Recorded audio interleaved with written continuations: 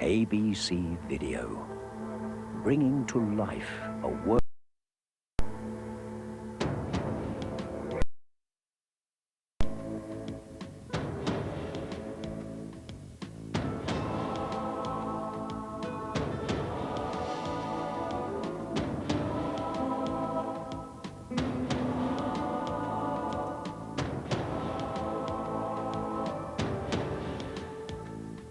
A world of opera.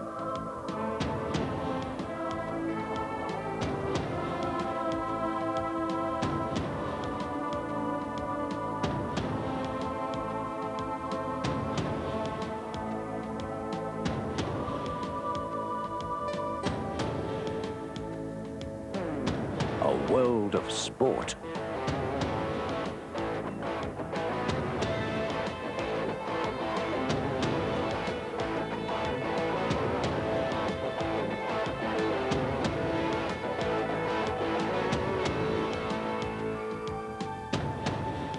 A world of comedy.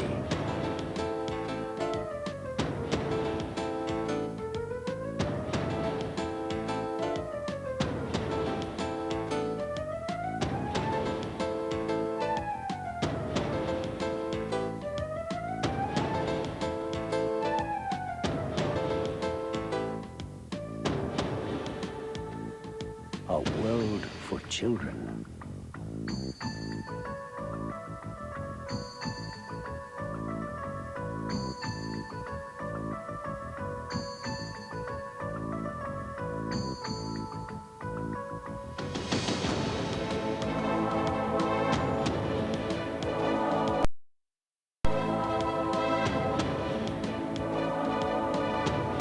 ABC Video, a world of everyone.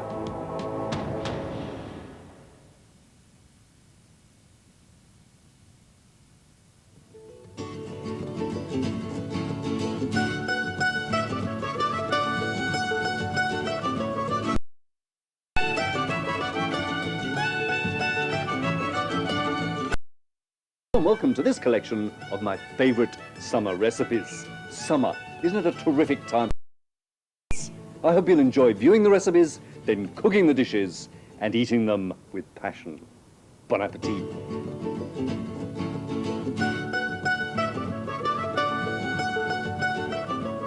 Quiz time once again on consuming passions. And the question is, why are today's pizzas the shape and size they are? Of course, it's so they fit into all those flat cardboard boxes, but that wasn't always the case. Traditional pizzas came in all sorts of shapes and sizes. For instance, the pizza rustica often came with a lid, and the calzone is more like a pasty. And it's the calzone that's on the menu today in Consuming Passions. Pizza dough folded over a mixture of ricotta cheese and other splendid ingredients. The process starts with a yeast booster. I take a little sugar, about a teaspoon or so, a little flour, some dried yeast. 1 sachet will be enough. I mix these with a little tepid water and allow the mixture to stand for a few minutes. During that time, the yeast will come to life. Now I take some plain white flour, about 500 grams, make a well in the middle, well. I then add water to make it into a reasonably firm dough. Once it's well mixed, it's towel and allowed to stand for at least an hour in a warm place. If you don't have a warm place, leave it for longer. Now to that ricotta filling. I've taken a quantity of ricotta cheese and I've allowed the whey to drain away from it, and now it's ready for use. Into a large bowl. Now this is a beautiful, soft, delicately flavored cheese with a cream. It is, however, low in fat. It's mixed with a little grated Parmesan cheese, higher in fat, but also stronger in flavor, so I don't need to use very much. Now to some anchovy fillets. These are Australian anchovy fillets, and I used 10 or 11 or even a dozen of these. Depends how much you like a fishy flavor. They go in with the cheeses, and some sage leaves, chopped up finely. You could use dried sage. It does dry quite well. But don't use too much. It's quite a powerful herb. Some dried tomatoes. I know that some dried tomatoes are a bit passé these days, but in this dish, they're perfectly all right. A little pepper.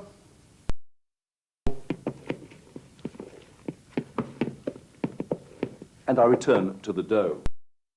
Risen in size, which it has, and it's just transferred to a well-floured work surface.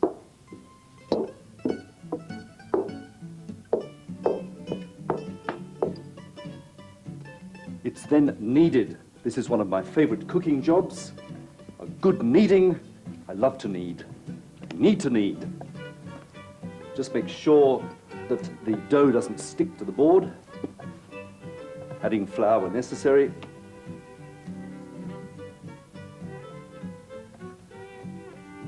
And after about 5 minutes, I divide the mixture into 4,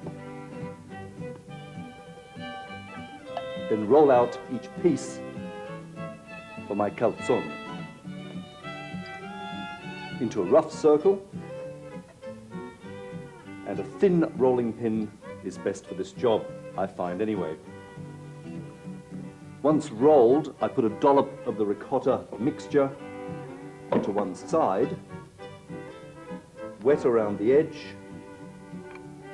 fold over the other side, and make sure that the parcel is well sealed. It then goes on to an oiled baking. Once I've made 4, there's only one thing to do before they go into the oven, and that's a light brushing of olive oil in which I've had a garlic clove gently resting for that slight garlic flavor. And it's into the oven. A hot oven, about 220 degrees C, for around 20 minutes, or until the tops are a beautiful golden brown. When the unleashing those aromas of tomato, ricotta, and sage, and consuming with possibly a small glass of dry red Australian wine. From Consuming Passions, till next time, bon appetit.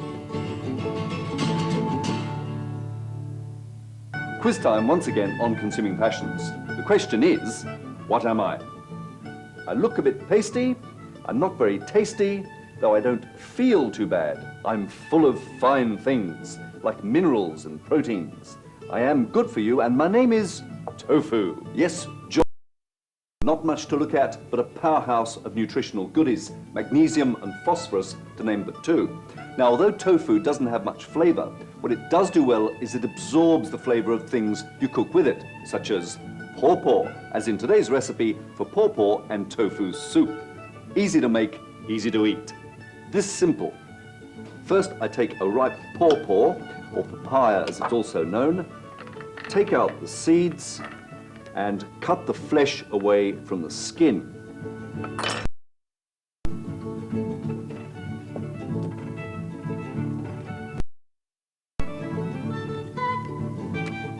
This is then chopped up and put into a pan full of salt-reduced stock. Here I use either a chicken or a vegetable stock, about 1 litre to 500 grams of pawpaw flesh. And depending on how ripe the pawpaw is, this could take as little as 5 minutes. While it's simmering, I cook up some taste sensations. In a little oil, a couple of teaspoons of peanut oil, and a teaspoon or so of sesame oil, I gently cook a couple of tablespoons of spring onion, the white part.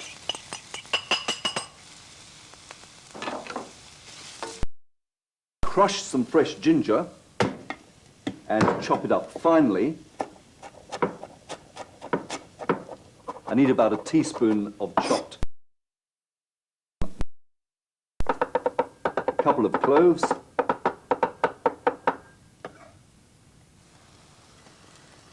And a little chili.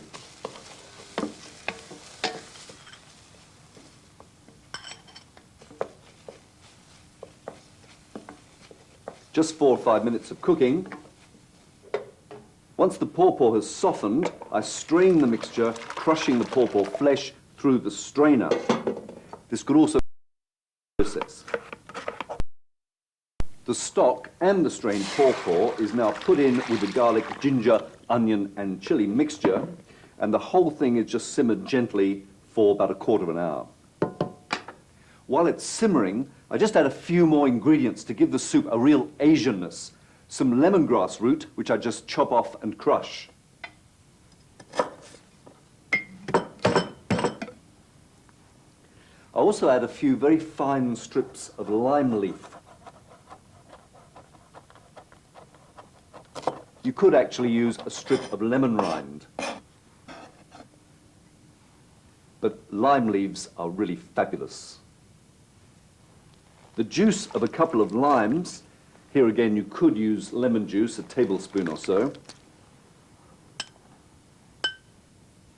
and some ground coriander spice.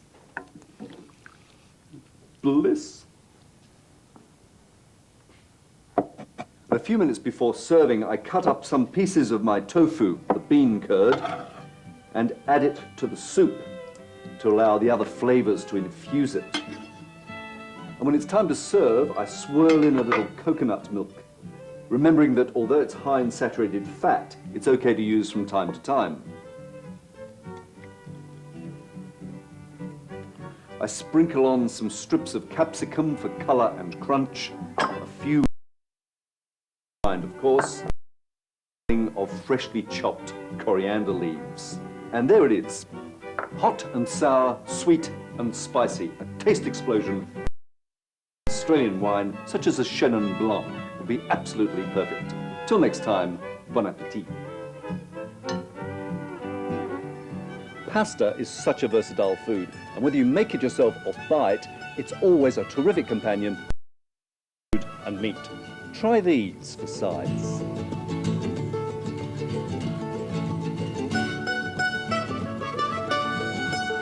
It takes very lives to working in restaurant kitchens. Apart from having an aptitude for cooking, extraordinarily long hours, often in hot and cramped conditions, a certain masochistic streak probably helps. One of the found in kitchens is that of mother and son. But it works well here at the Sydney restaurant, and her little boy form a culinary duet seemingly ease. I wondered, how did all this begin? I'd been cooking because I have that through my mother, and my grandmother had a restaurant in Milan, so we had that background. But it was then a matter of talking my mother into coming in and working with us. Yes, did he have to bully you to get you to do the... Well, at the beginning I thought it was okay. I was really excited, but I was thinking, Jesus, at my age, start a new career is a bit too much. And how long have you been doing it now? Nearly 13 years. Now, what is the style of food that you like to specialize in? Well, the style of food is our family's home cooking, our traditional home cooking, but put in the context of a restaurant. So we present it with the professionalism of a top restaurant, but it's very simple. Simple indeed, but done with such flair and, of course, the freshest possible ingredients. For instance, one of the most recognizably Italian foods, pasta. Franca makes her own daily, and she begins with ordinary, everyday, plain white flour, to which she adds eggs and mixes well before putting in water. She makes up a dough and then kneads it well until she's satisfied with the texture, neither too sticky nor too firm. She begins rolling it out roughly before feeding it rollers. It's a process Franca repeats until she gets exactly the thickness she likes, or more appropriately, thinness. Well, this is the kind of dexterity I could watch for hours. Only it doesn't take Franca hours, just a few moments of magic. Of course, she does point out that this could also be done with a rolling pin at home, where the numbers to serve won't be of restaurant proportions. The final act with the pasta for today's Consuming Passions recipe, which is for pasta alla chitarra with scallops, is to pass the flattened lasagna-type sheets through a chitarra, a very ancient form of cutter resembling a musical instrument. Just a wooden frame strung with wire. Pretty much like a guitar, really, hence its name. And there it is, pasta alla franca. Nice spaghetti. For the next stage, it's over to Stefano, who first chops garlic for the scallop part of the recipe. Then some chilies. Parsley is added, Italian parsley, of course. All are chopped together and then transferred to a bowl. Oil is added, good olive oil, of course, a little salt, and this is all stirred up. Now fresh scallops are taken from their shells and tidied up, leaving on the tasty roe. Stefano is insistent that only the freshest Australian scallops will do. And now to the cooking. A little olive oil in a pan. The scallops are added, cooked just for a few seconds, then turned once only to have a few further seconds on the other side. Then the heat's turned down and the herb sauce added to warm through. Some of Franca's wonderful pasta is plunged into boiling water for a few seconds. Unlike dried pasta, that's all it needs. Then it's drained and added to the scallop mixture. A little more sauce and quickly done, and it's time to serve. Pasta with scallops from the kitchen of the mother and son team, Franca and Stefano Manfredi.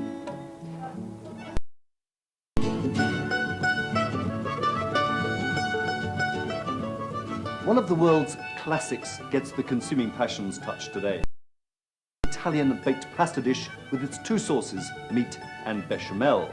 Now, I've had lasagnas that have been no danger of that today with the Consuming Passions lighter lasagna, made in 3 easy steps. Step 1, bechamel, and step 3, the assembly. First, to the meat sauce. A couple of tablespoons of good extra virgin olive oil go into a pan, and I lightly saute a tablespoon onion. Mustn't overdo the onion in the lighter lasagna. While it's softening for a minute or two, I grate some carrot as finely as possible. This will provide a gentle sweetness to the sauce and help with the texture. Into the pan it goes, along with a little celery. Enough to contribute to the overall flavor, but without screaming out, "Hey, it's celery in here." Now I cook this up for a few minutes and add a little chopped fresh thyme, or you could use a little dried thyme, and meat. I'm using lean minced beef, and it just has to before I add my moisturizers, so to speak. Tomato pulp, or chopped tomatoes, about 500 grams. 250 mils of a light stock chicken or veal.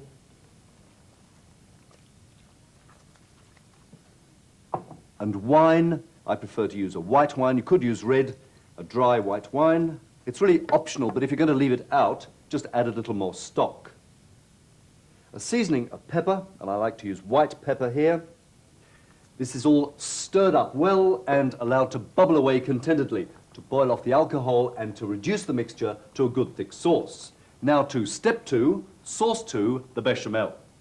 This starts with a little butter, just 40 grams or so, or if you're keeping an eye on your intake of saturated fats, you could replace this with margarine, as recommended by the Heart Foundation. Once melted, I add a heaped tablespoon of corn flour, or cornstarch if you're American. And this cooks gently for a couple of minutes, but it mustn't go brown. Then in goes milk, a little at a time. I'm using a reduced fat milk, stirring constantly until a smooth paste is achieved, as it is here. Now, it's here that many lasagnas go wrong, because what should be a delicately flavored bechamel becomes a very strongly flavored cheese sauce. Incidentally, bechamel, which takes its name from one of Louis XIV's courtiers, is actually a white sauce. The only flavorings I use are a little low-fat mozzarella, a little Parmesan cheese, a little black pepper, and a grating of nutmeg. Lighter flavor, much better. Once I'm satisfied with the consistency, and I am here, I remove from the heat, add an egg yolk, reserving the white for the next step, which is the last stage. Now you can call me Mr. Old-Fashioned, but I like to use traditional pasta, which I boil up, then plunge into cold water and dry on a tea towel. If you choose to use instant pasta, you won't need to do all this, but you will need to make sure that your sauces are a little runnier. Now to the assembly. Into an oven-friendly dish goes a little of the thickened meat sauce. Fabulous. Then some pasta. And here you see that if you use the traditional method, you can actually cut the shapes to fit if necessary. On goes some more meat sauce, a little of the bechamel, lightly flavored with cheese, some more lasagna, pasta, and the process is repeated until you get to the top. After the final layer of meat sauce, I whisk up the egg white until soft peaks form, and then fold it into the last of the bechamel sauce, and that's poured across the top. Pat it down neatly, and it's ready for the oven.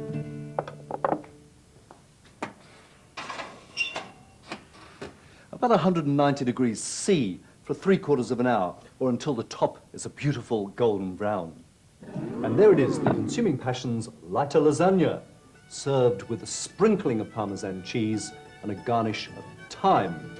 I like to have my lighter lasagna with a big green salad, some crusty bread to mop up the juices, and a light red wine, a claret-style Australian, of course. From Consuming Passions, bon appetit.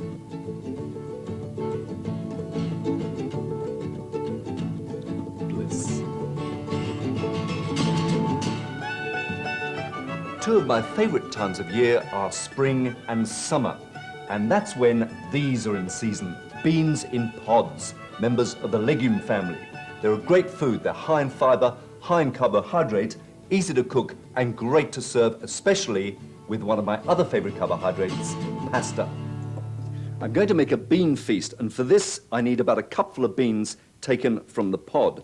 These are, of course, broad beans, otherwise known as fava beans. Usually we eat just the bean and discard the pods, but if they're just youngsters, the pods can be eaten too. Once ready, the beans are simply cooked in water for around 45 minutes. No added salt. Apart from anything else, it does toughen the skins. Now, beans have had something of a mixed reception through history. For the Greeks, they were a definite no-no. They were thought to contain the souls of the dead. The Romans loved them and served them up as a feast to mark the end of funerals, probably the first bean feast. For my bean feast, I like to make my own pasta, which is very simple to do. Flour and water is all that's needed to make a basic pasta. I make a well in the flour, add water, and slowly incorporate the flour from around the edge.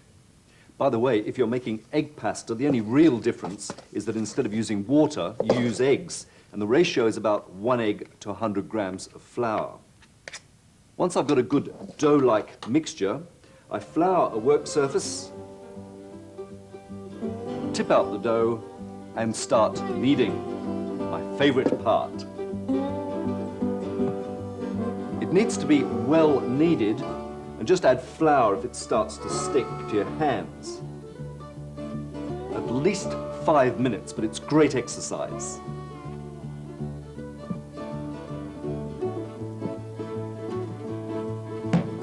Once kneaded, and it should be good and firm, I roll it out, keeping it well floured. I like to use my #1 wood for this job. I find a thinner rolling pin works best for this job, but you could use a piece of dowel or even a broomstick. The only thing that can really go wrong is if the dough is too sticky. If you keep adding flour, nothing can go wrong. Once it's about the size of a small playing field, a final flouring, and I roll it up on the rolling pin.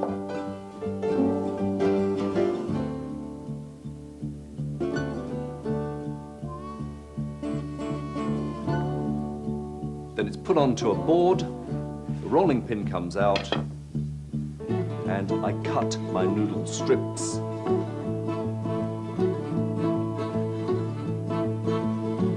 Pulling them open as soon as I can. Once they're all cut, the strips can be left to dry, and I can get on to the next stage of the bean feast.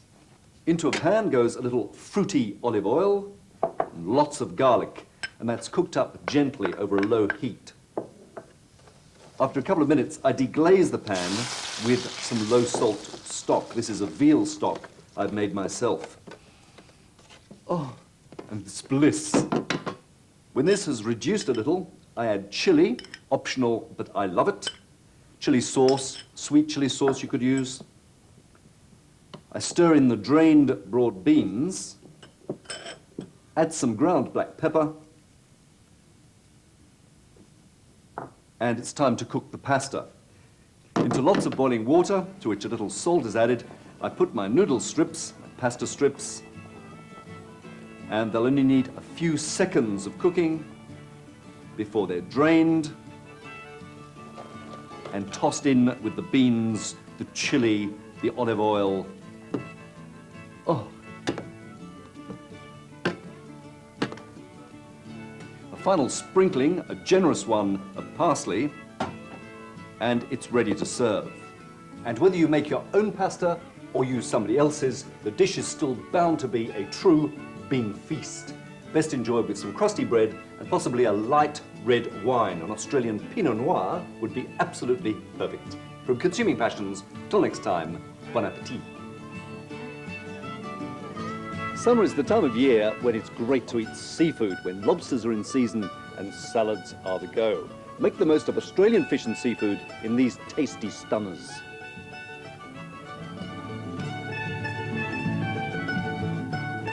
From modest beginnings at the end of last century, the West Australian rock lobster industry has become a huge multi-million-dollar concern, with catches of around 10 million kilos each year. The rock lobster, or crayfish as it's known as locally, is still caught using traditional methods, with pots. The efficiency of operation has certainly increased with modern high-powered boats, and they operate in waters up to 40 kilometres from the WA coast, from Cape Lewin in the south to Shark Bay in the north, and around the Abrolhos Islands.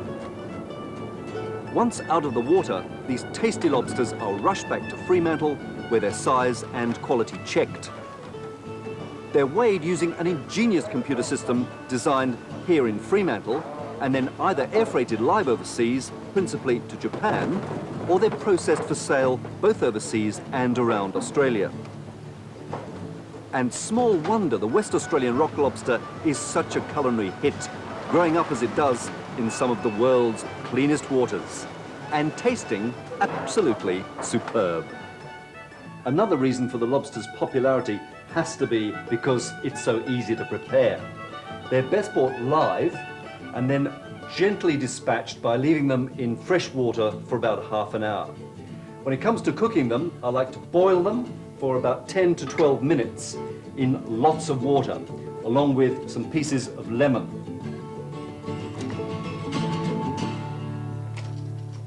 It's important they don't overcook. While they are cooking, I'm going to prepare a simple salad with Thai influences. To the dressing first. Into a bowl, I put a couple of tablespoons of lime juice. If I can't get hold of lime juice, I use lemon juice, some chopped basil, or you could use mint, a couple of tablespoons, and chopped coriander. Now, there really is no substitute for coriander, but Vietnamese mint comes close. A little minced or finely chopped ginger, and a little minced or finely chopped garlic. And some oil, a tablespoon of an oil that's low in saturated fat. Peanut oil or macadamia or canola oil. A little sugar, a teaspoon or so. And if you like chili, a little chili sauce. I find the commercially made sweet chili sauce is ideal in this dish. One last thing, if you can get it, some lemongrass. I like to use the tender white part, crushed like this, and then finely chopped.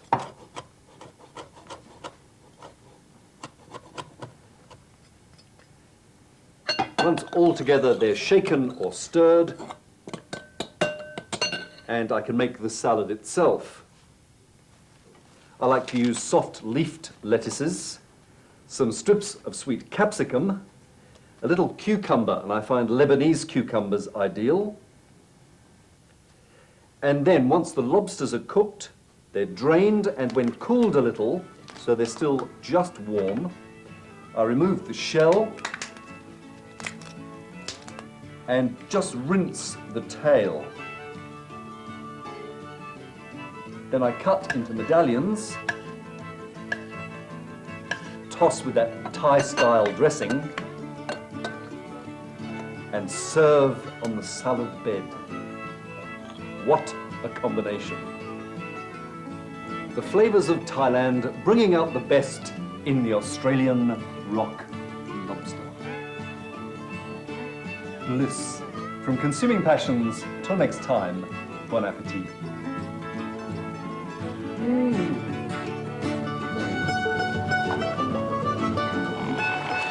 As pelicans are aware, Australia has some of the world's finest fish, much of which is sold to appreciative palates overseas. But unlike the pelican, many of us are only just learning to appreciate this tremendously nutritious resource.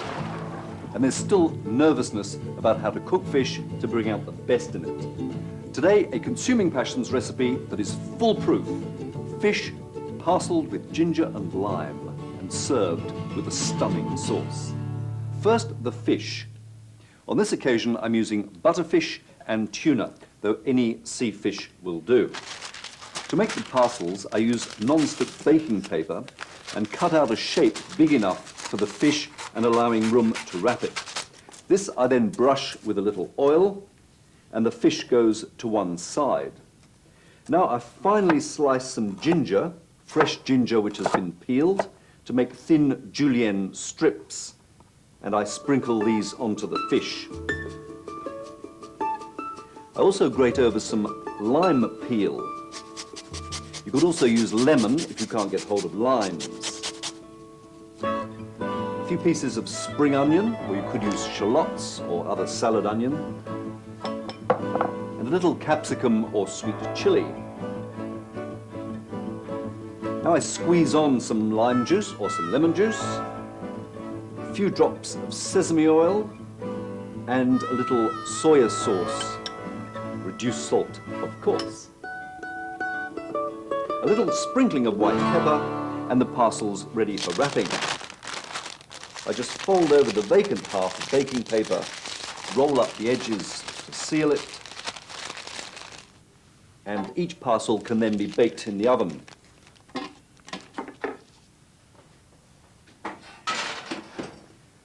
(180°C) for around 8 minutes, depending on the thickness of the fish. You could also steam the parcels. Now, while they're cooking, I make a simple but stunning sauce. Into a pan goes a tablespoon or so of lime juice or lemon juice, a couple of tablespoons of stock, chicken or fish stock, preferably low fat, low salt,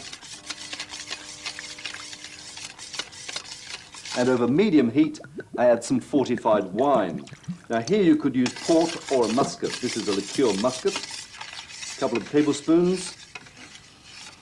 Bliss. I then add a little of the mixture I was using in the parcels, some ginger, some grated lime peel, and some spring onion. This is then reduced for 3 or 4 minutes. It allows the alcohol to boil off. And finally, I thicken the mixture a little with a teaspoon of corn flour mixed with a little water.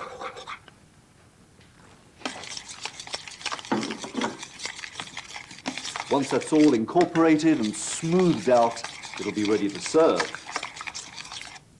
I like to enjoy these parcels with a little pureed potato and pureed pumpkin, which I cunningly pipe onto the plate. You don't have to go to these extremes, of course. They could simply be spooned on, but this is much more fun. I then put a little sauce on the plate and unwrap the parcel.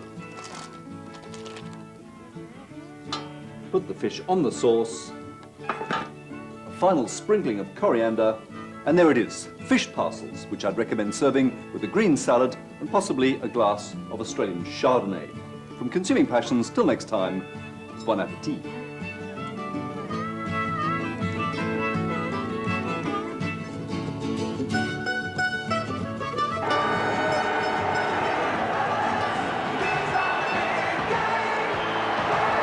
Sensational, Mark. I cannot find about a kick.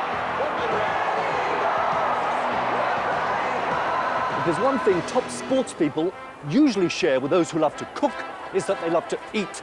And they usually love to eat plenty. Well, they need to, because they need to build up their energy levels. A classic example of this is Eagles champion Guy McKenna, who combines a love of the sport with a passion for things gastronomic. Guy, you love your food, but even with you, there must be some rules and regulations, aren't there, to what you can and can't eat? Yeah, a lot of carbohydrates, certainly from if we play on the weekend, Wednesday onwards, and not too many fats. Well, I've devised a recipe just for you that's full on carbohydrate, therefore energy, lots of flavour, but I think we should do a bit more exercise first, don't you? Yep.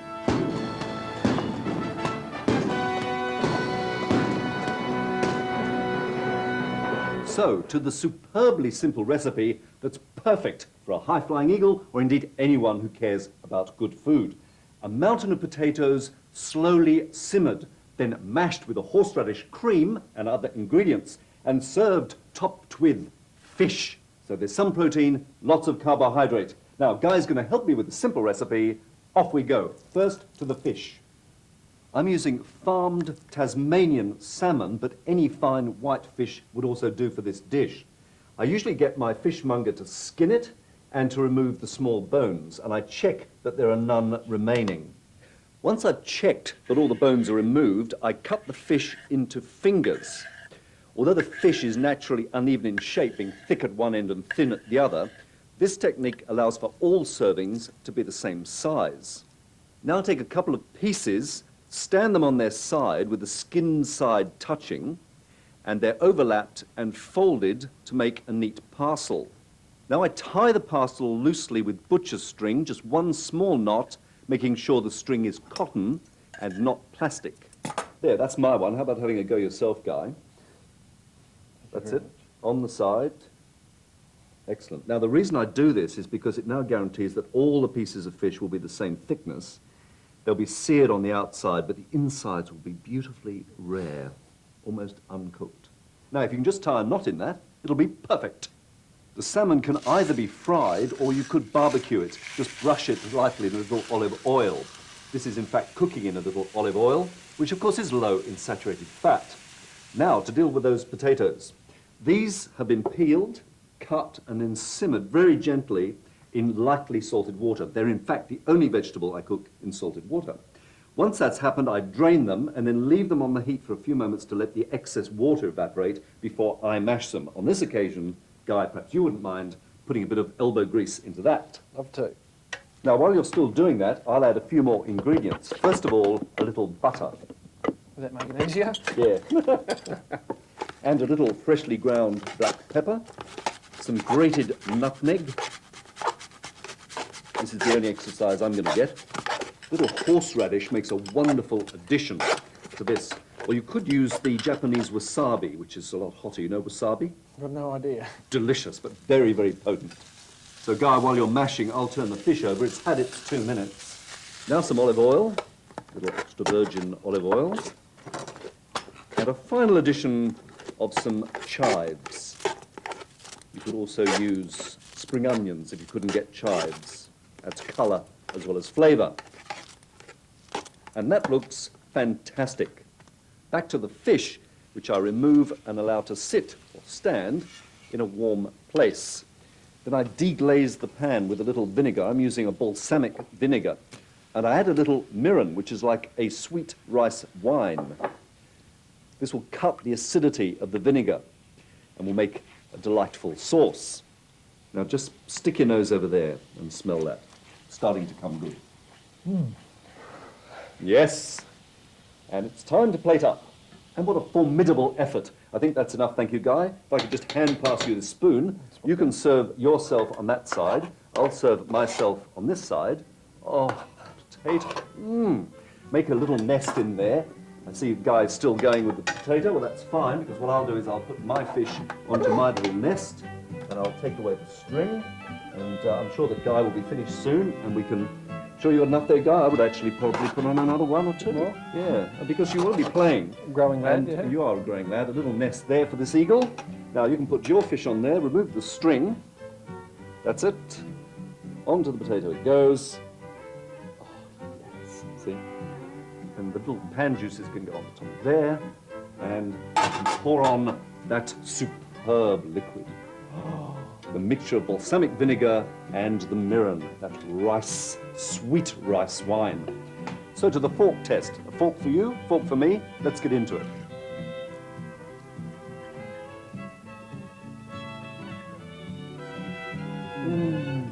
How's it for you? The potato's nice. The fish? Fabulous. Beautiful. You know, once upon a time, chicken was something of a luxury food. These days, we can all afford to eat it. Try chicken in these tasty recipes, and you'll find that it is bliss.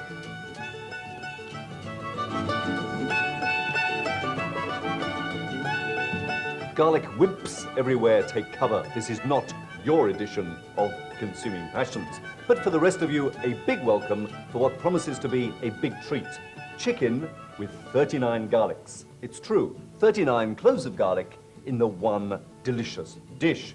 Traditionally, this European recipe would have been made with wild game, boar or rabbit, but I find that chicken is absolutely perfect. I use chicken on the bone, which I skin or get the butcher to skin, taking off most of the fat. I leave in the bone. Next, I make up a wonderful marinade, and this is where the chicken's going to get its rich, gamey flavour. The basis is half a litre of good red wine, Australian, of course. And you all know if a wine's not worth drinking, then it's not worth cooking with. Add to that some herbs. You could use dried herbs, but I prefer using fresh ones. Rosemary and thyme, both hardy herbs that grow pretty much everywhere. A good sprig of each, and a few juniper berries crushed and dropped into the mixture. Incidentally, rosemary, thyme, and juniper all grow wild in southern France, and their game dishes are renowned. Next, some Dijon-style mustard, such a useful condiment, and I use the granular mustard for this dish, and a couple of cloves. More if you like your dishes more clovey, or is that clovier? Pour the marinade over the chicken and cover. It then needs to be left at least 2 hours, or preferably overnight in the refrigerator. Now to the cooking. Into a heavy cooking pan, I put a little oil, of course one that's low in saturated fat, such as an olive oil, canola, or peanut oil. And over a medium heat, nothing too frenetic, I cook a medium onion, finely chopped, just to soften, stirring often. Now, while that's cooking, I drain the chicken pieces, and you'll notice they're starting to look a little gamey already. A nice rustic tinge to them. I reserve the marinade and dry the chicken pieces briefly on kitchen paper, and then stir them into the onion and oil. At this stage, I'm just looking to brown them a little, not to cook them. Once done, in goes the marinade, and next, the garlic. Many European dishes call for 40 cloves of garlic, presumably because of some religious reason. Well, Consuming Passions is a secular show, and anyway, 40 garlics is a bit over the top, so I'm going to use just 39. They're just taken from the bulb and popped into the pot, skin and all. Now, because all garlic cloves are different sizes, you don't really have to count exactly 39. Once they're immersed, The dish is cooked slowly, either in the oven at about 150 degrees for an hour and a half, or on the stove for about an hour, very, very gently. Once the chicken is cooked, as it is here, it's removed to a serving plate and kept warm. The liquor is then strained into a saucepan and is boiled for several minutes to reduce to a thick sauce. Now to the garlic. Once it's cooled down enough for you to handle, you just squeeze the garlic pulp out of each clove, and if you taste it, you'll be amazed at how mild the flavor is. So mild. All the garlic cloves are put into the sauce, along with the onion that's been strained out. One or two quick stirs, and it's ready to serve. I like to serve my chicken and 39 garlics with some plain cooked noodles and a big green salad. And the perfect wine partner for this dish, why not a Shiraz? Australian, of course. Till next time, from Consuming Passions, bon appetit. Oh, yes.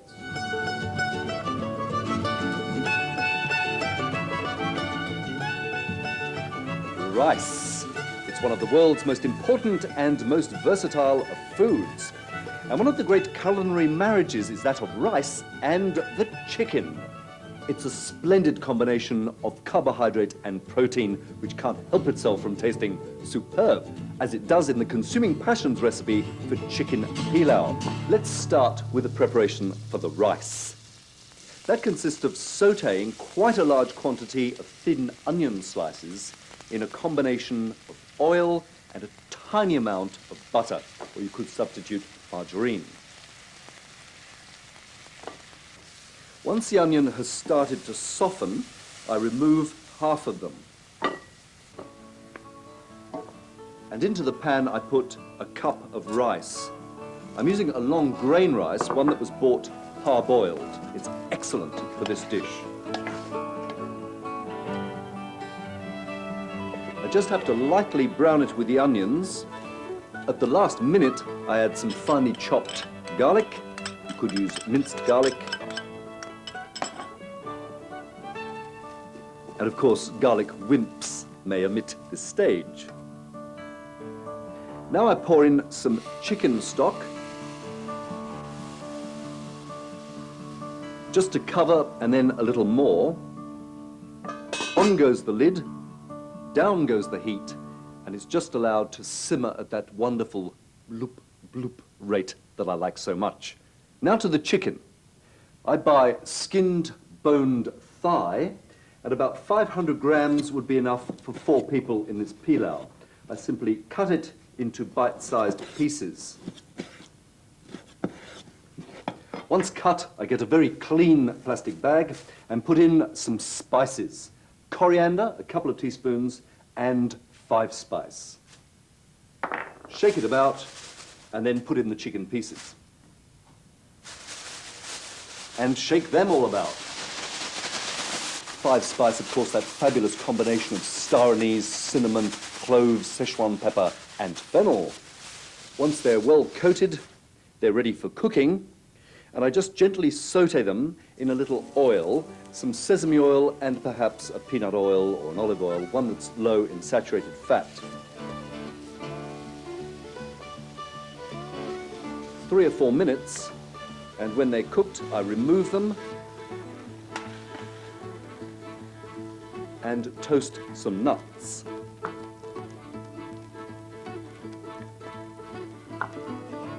Pecan nuts are fine, or of course we could use the macadamia nut, the Australian nut, or a combination of the two.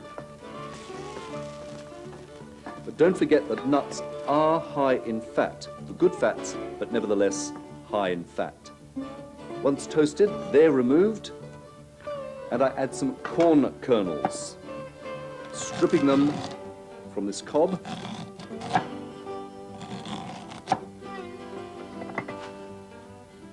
They just need a few seconds of sautéing in the pan.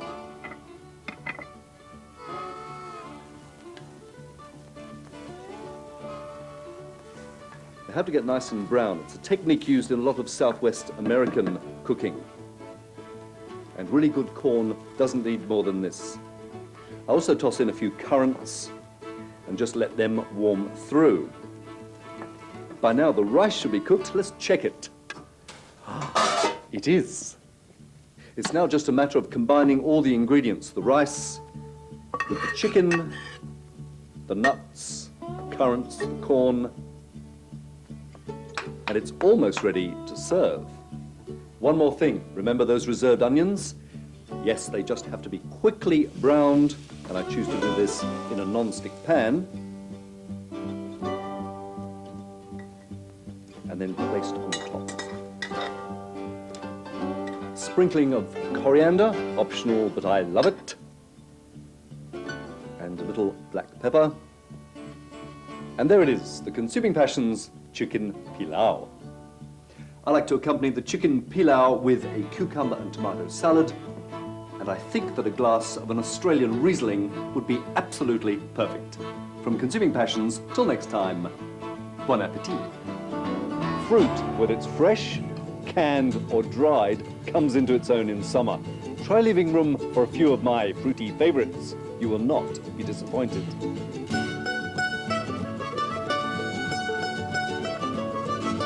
Hello and Merry Christmas from Consuming Passions. Well, if it is or it isn't actually Christmas, it's always a good time to make Christmas puddings. You see, they keep so well. In fact, like many of us, they even improve with age. So it's a good idea to make them well in advance. Now, traditional Christmas puddings are often dark and heavy, and positively the last thing you'd need to conclude the Christmas feast. But not so the Consuming Passions Australian lighter Christmas pudding. Why Australian? Well, because the key ingredient is Australia's most popular nut, the macadamia. And we'll start the recipe with them. I use a couple of 100 grams of macadamia nuts, unsalted of course, and whacking them with a rolling pin. The macadamia is high in unsaturated fat, and that's the good fat we should be using to replace saturated fats in our diet. You'd find plenty of saturated fat in an old-fashioned Christmas plum pudding. It doesn't matter how roughly this is done, or if there are some big bits remaining. Now, the crushed nuts go into a large mixing bowl, the larger the better, to allow freedom of movement when it comes to stirring. And in go some other ingredients. 750 grams of mixed dried fruit with peel, the sort of mixture that's widely available in supermarkets. Some chopped dried apricot, and here I prefer to use the Australian-grown apricot. 125 grams of breadcrumbs, preferably freshly made from day-old bread. I find it's more moist than commercially made breadcrumbs, which tend to be rather dry. 150 grams of self-raising flour, and the grated rind of a lemon.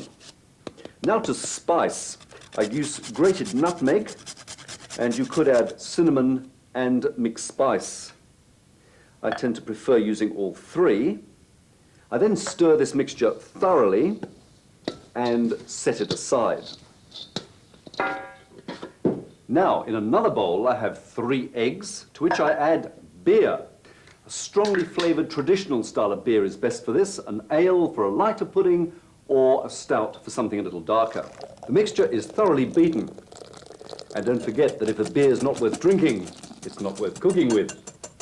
Once well beaten, it's into the dry ingredients, and the mixture is stirred well, preferably by everybody in the house, even if that means a TV crew. Thank you, that'll do. Traditionally, that's for good luck. And once the ritual's out of the way, it's time to load some pudding basins. I like to use china basins. These have been lightly oiled, and I put in the mixture, allowing room for expansion. They will grow when they're cooking. Now, the observant among you would have noticed I didn't add any sweetening. No sugar necessary. There's plenty of sweetness in the dried fruits. Now, I cover the pudding mix with baking paper. I find the easiest way to do this is to fold a piece of square paper like this. I then find the center of the pudding, hold the folded paper against it and snip. And when it's opened, it's the perfect size. I then just cover with a piece of clean cloth, tie a piece of string around tightly to hold the cloth in place. I find this easy to do when the cloth is damp, and I simply bring the cloth up and tie a couple of knots on the top.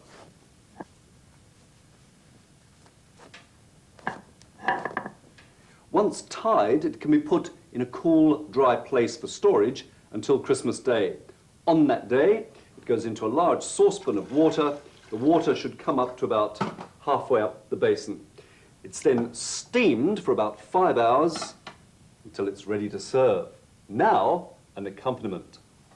Now, I find the perfect lighter partner for this pud is a yoghurt thickened with orange. A good cup of natural yoghurt is mixed with the grated rind of an orange and a couple of teaspoons of orange liqueur.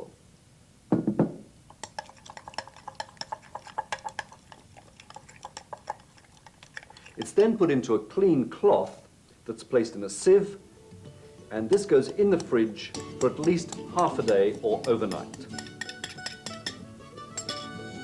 When it's time to serve the Australian lighter Christmas pudding, I simply pour over a little warmed brandy and set light to it and enjoy with some of that delightful orange-flavoured yoghurt. At any time of year, this pudding is absolutely perfect. From Consuming Passions, bon appetit.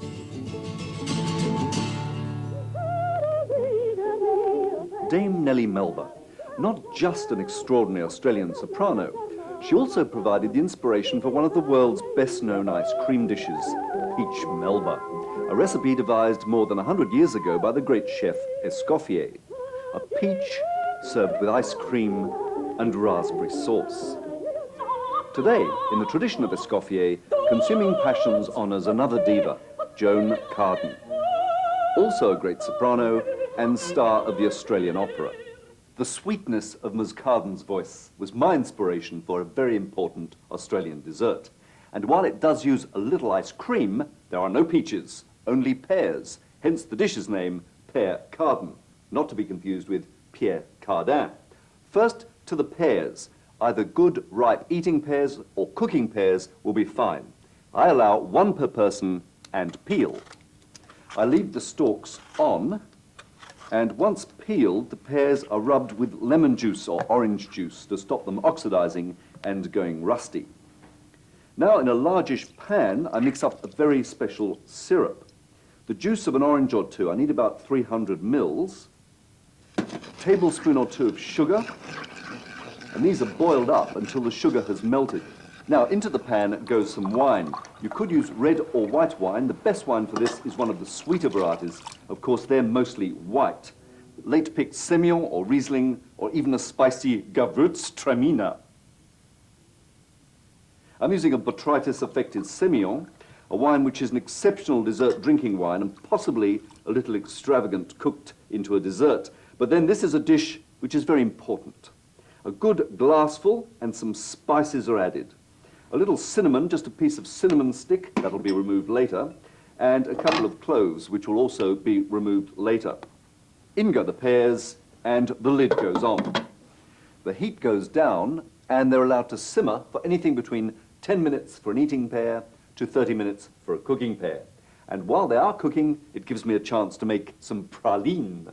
Almonds and sugar is all it takes. Into a pan is tossed a few almonds with the skin still on, and they're allowed to toast a little over medium heat. Then I add sugar, about the same weight as the almonds, and this is all cooked together until the mixture starts to brown and the almonds start a popping.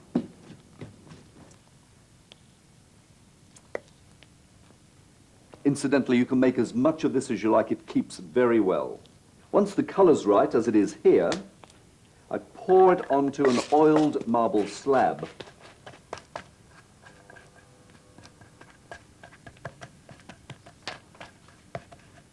And spread it out with a wooden spoon or spatula. You could also spread it onto an oiled baking tray. Once it's cooled and is nice and crisp, it'll break into small pieces. I then crush it in a mortar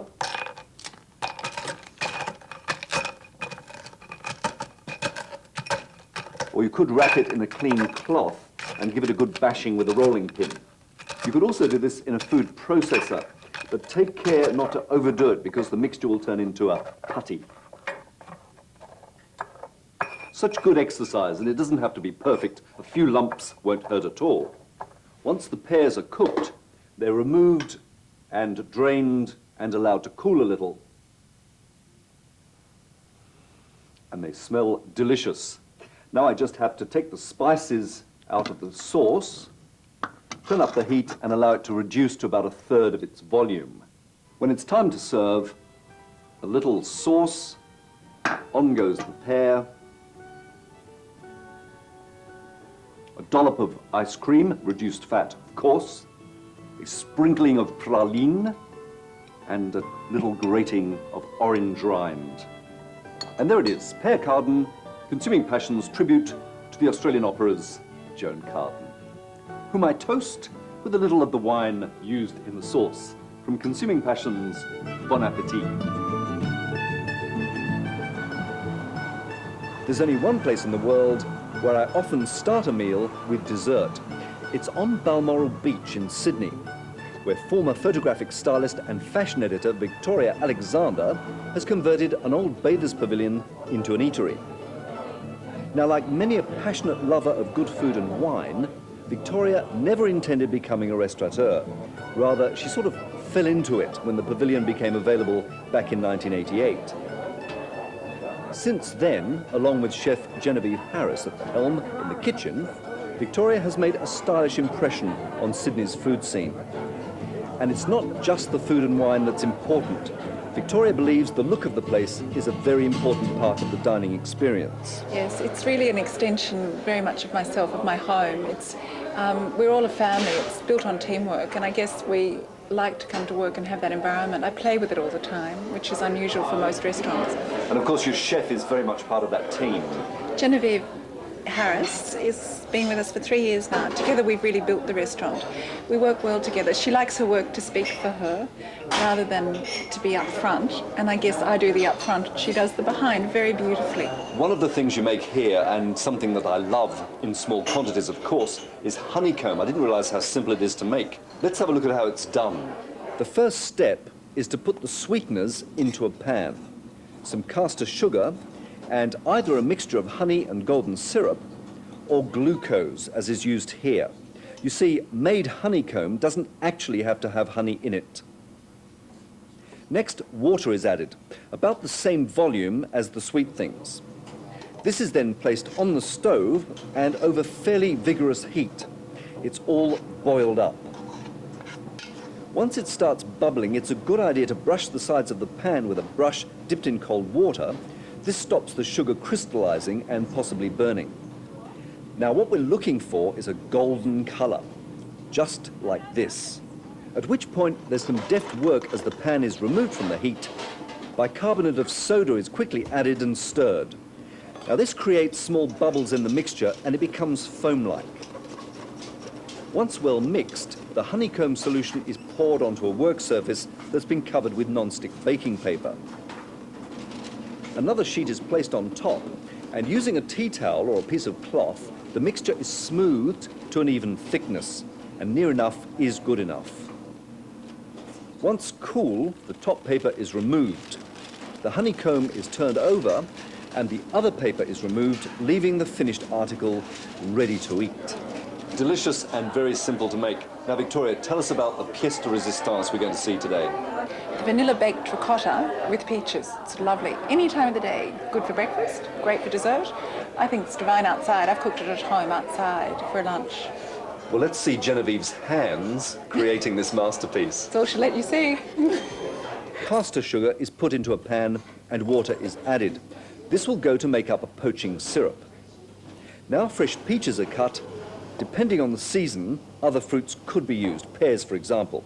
And some of the fruit is then put in the syrup for a little poaching. Now to the baked ricotta. Step 1 is to cut a couple of vanilla pods. Cut them in half, then lengthways, and to scrape out the tiny seeds which provide the vanilla flavour. Vanilla essence is really no great substitute for the real thing in this dish. The seeds are then mixed into the ricotta, which of course is a good light, low-fat cheese. Now it's time to add the eggs, and then icing sugar, or confectioner's sugar as it's known in some parts of the world. Finally, the mixture is poured into loaf tins on tops of strips of baking paper. They're put in to help remove the ricotta when it's baked. This takes around 40 minutes.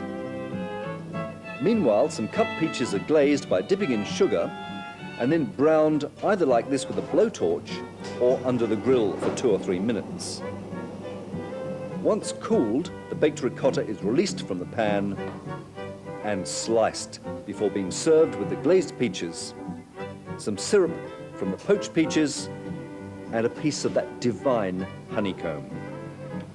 And there it is, vanilla-baked ricotta with glazed peaches and that freshly made honeycomb. The final taste test. And it is bliss. From Balmoral Beach in Sydney, bon appetit.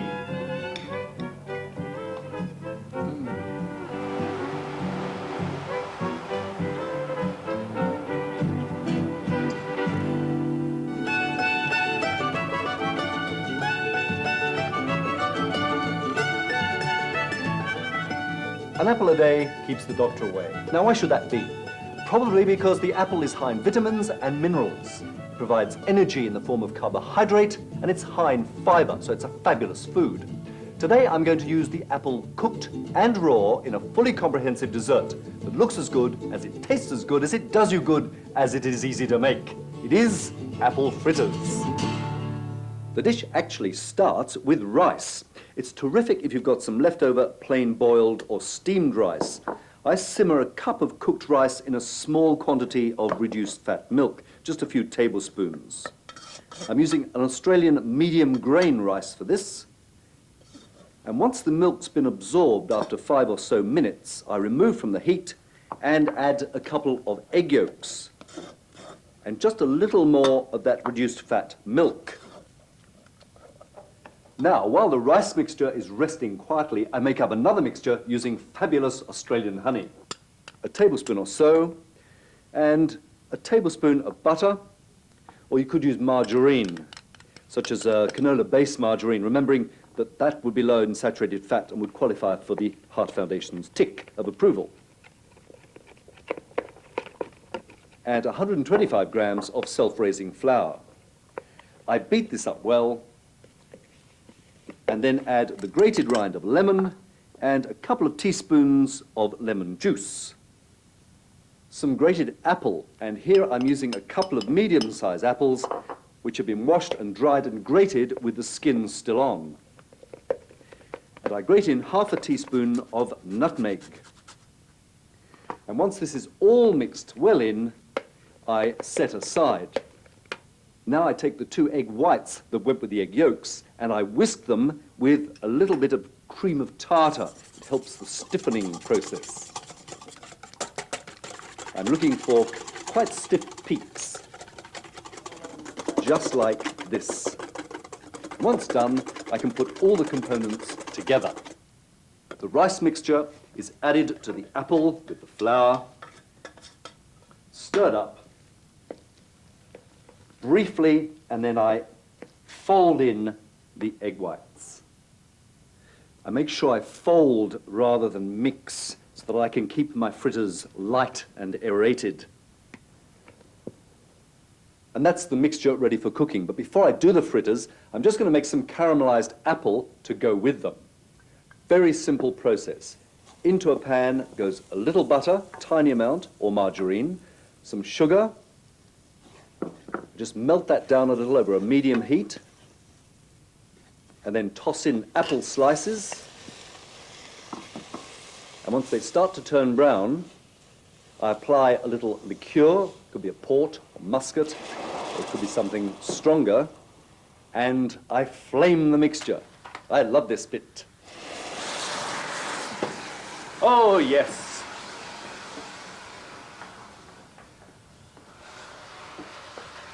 A final sprinkling of sultanas or raisins, and the caramelized apples are quite ready. Time to cook the fritters. Into a lightly oiled or non-stick pan, I put a few dollops of the mixture, allow them to cook for a couple of minutes on one side, and then swiftly turn them over, and the same on the other side. When it's time to serve, I lay down a bed of very finely sliced raw apple that's been rubbed in lemon juice to stop it going rusty.